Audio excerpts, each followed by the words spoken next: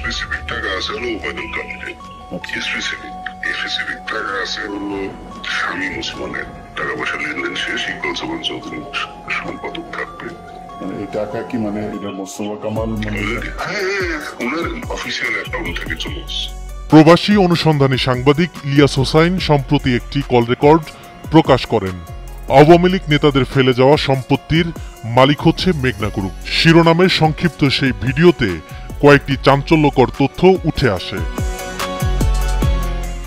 প্রকাশিত কল রেকর্ডে জানা যায়, মেঘনা গ্রুপের চেয়ারম্যানের অ্যাকাউন্টে রয়েছে পতিত আওয়ামী লীগের সাবেক মন্ত্রী ওবায়দুল কাদের ও নারায়ণগঞ্জের ত্রাস শামীম ওসমানের হিসাববিহীন অর্থ। এমনকি তাদের ব্যবসা প্রতিষ্ঠানের পালনকর্তার ভূমিকা রাখছেন মোস্তফা কামাল। এই টাকা কি এটা মোস্তফা কামাল ওনার অফিসিয়াল অ্যাকাউন্ট থেকে চলে আসছে।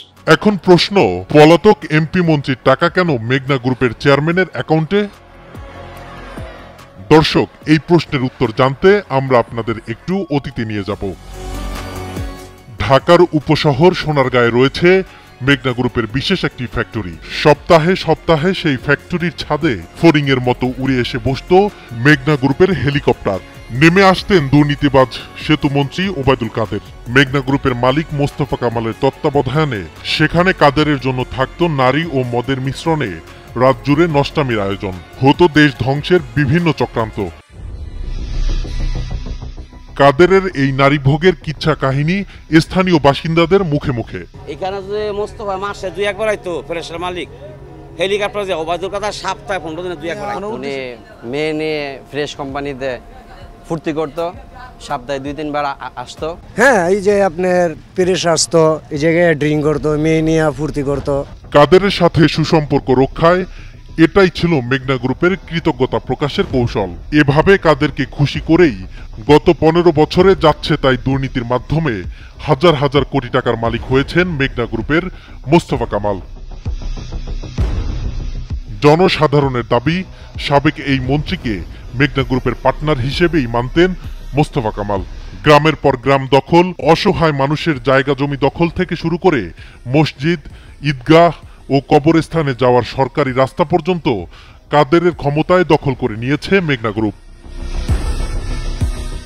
এমনকি ওবায়দুল কাদেরের মাধ্যমে সাবেক প্রধানমন্ত্রী শেখ হাসিনাকে অনৈতিক চাপ প্রয়োগ করে মেঘনা গ্রুপ 60.68 একর জমিতে মেঘনা ইকোনমিক জোন সম্প্রসারণেরও ছাড়পত্র পায়।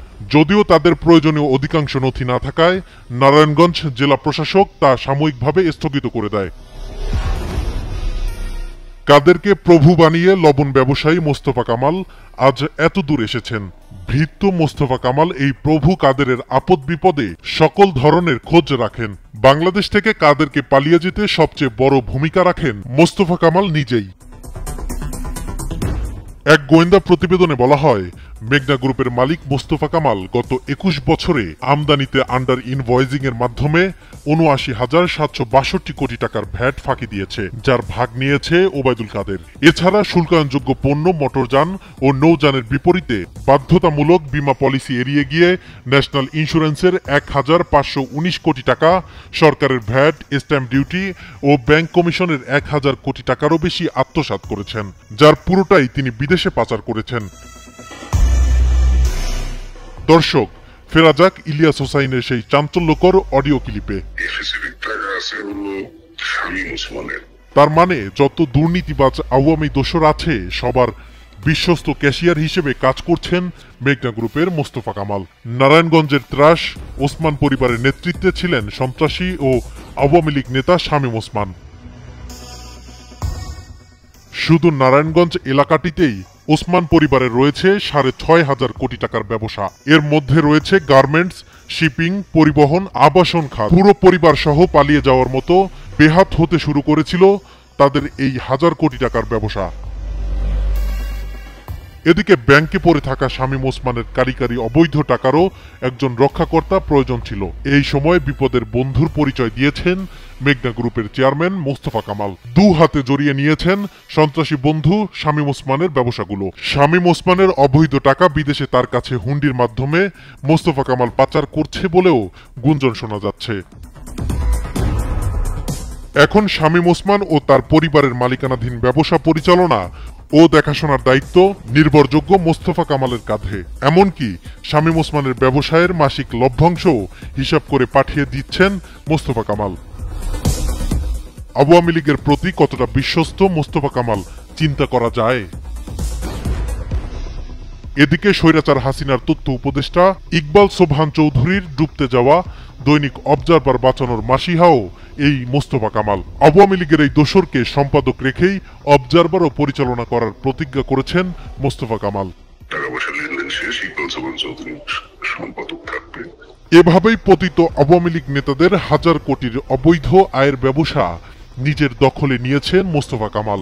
পালনকর্তার ভূমিকায় এসে সেগুলোর লভ্যাংশ দিয়ে দুর্নীতিবাজ হাসিনার দোসরদের টিকিয়ে রাখছেন মোস্তফা কামাল। বাংলাদেশে বসে মেঘনা গ্রুপের মতো একটি শিল্প গ্রুপ এভাবে আওয়ামী লীগের ভরণ পোষণের দায়িত্ব নিয়েছে। দেশের জনগণ কখনো এটা মেনে নিবে না। সরকারের উচিত এই বিষয়ে কঠোর সিদ্ধান্ত নেওয়া।